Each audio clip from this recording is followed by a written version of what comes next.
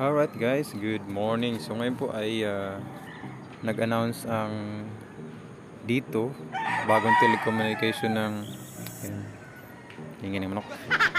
Bagong telecommunication dito sa Pilipinas na nag-announce sila na hagip na coverage dito sa Cavite. So sa silang tayo, check natin ngayon kung nandito na ba yung kanya, kung ang dito ay nandito na ba yung kanyang signal.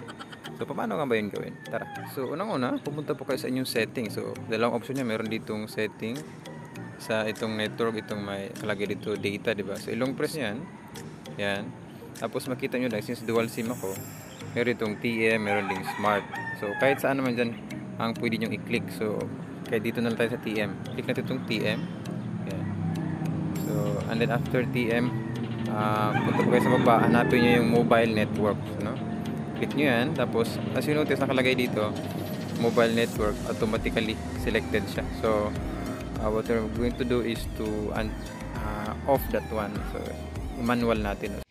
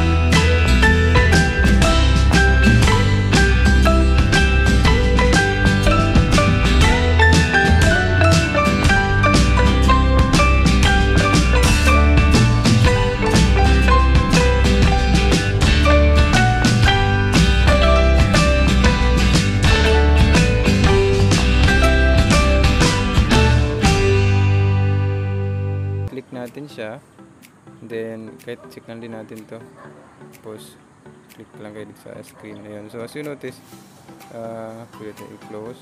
Yan siya, yung mga orange, ibig sabihin yan yung existing tower na dito. If nandito yung location ko, medyo malayo yung tower nya, nandito banda o sa baba, Pulong Santa Cruz. Ayan to, Dasma, meron din dalawa. So buong Pilipinas po yan guys. I-zoom out nyo siya. Yan, so as you notice, napakarami ito sa Davao.